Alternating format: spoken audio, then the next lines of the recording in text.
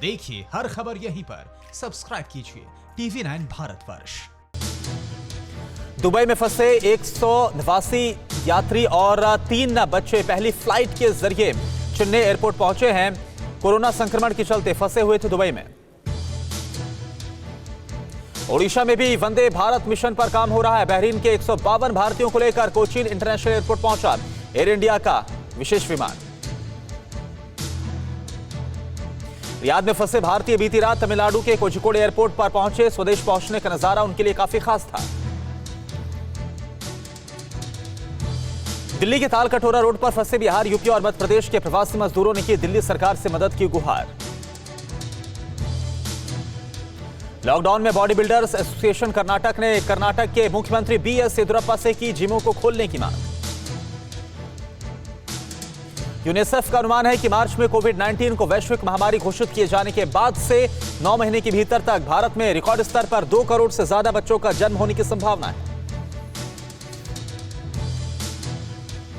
Lockdown का सबसे ज्यादा असर दिहाड़ी मजदूरों पर पड़ा। गुरुग्राम मानेसर छोड़कर लोग निकल पड़े साइकिल से अपने घर। महाराष्ट्र की भिवंडी से पैदल चलकर अपने घर सिद्धार्थनगर उत्तर प्रदेश जा रहे मजदूर की खंडवा के छगांव माखन में मौत हो गई।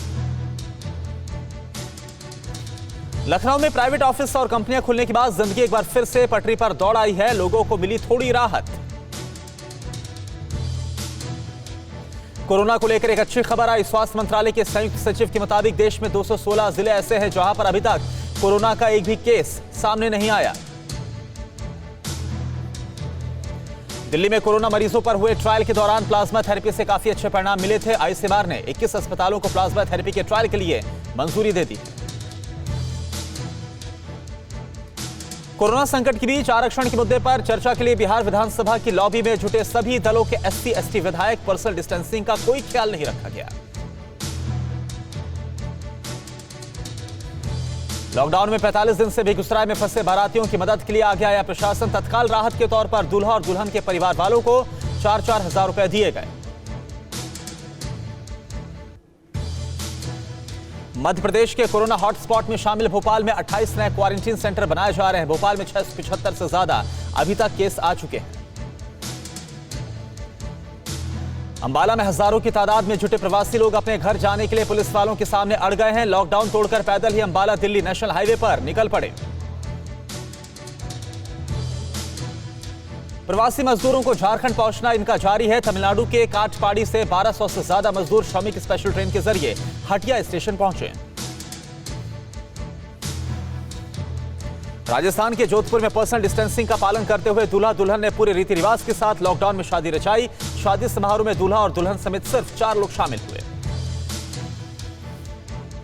अमेरिका में कोरोना से मरने वालों की तादाद 78,500 हो गई है, जबकि संक्रमितों की संख्या 13,18,000 से ज्यादा है।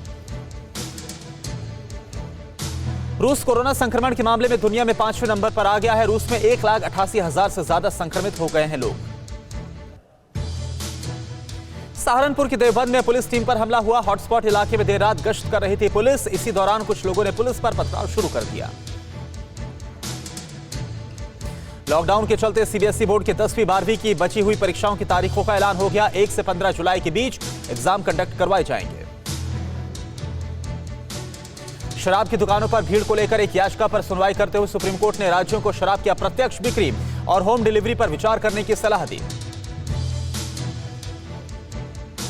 दुनिया भर में कोरोना वायरस से मरने वालों की संख्या 2,76,000 से ज्यादा हो गई है, जबकि 40 लाख से ज्यादा लोग इन्फेक्टेड हैं। वंदे भारत मिशन के तहत विदेशों से भारतीय आने शुरू हो गए हैं। देर रात दुबई से 182 यात्री चेन्नई एयरपोर्ट पहुंचे और बहरीन से भी 182 यात्री कोच्चि एयरपोर्ट पर लैंड किए।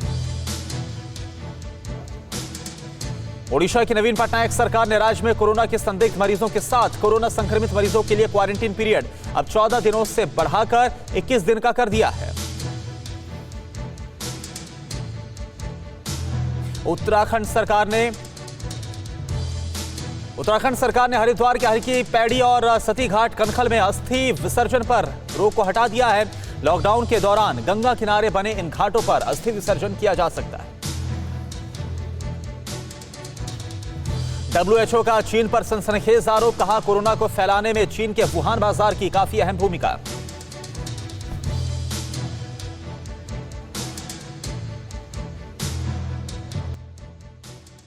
अड़ी, सोमवार से शुक्रवार शाम 6 बजे सिर्फ TV9 भारतवर्ष पर।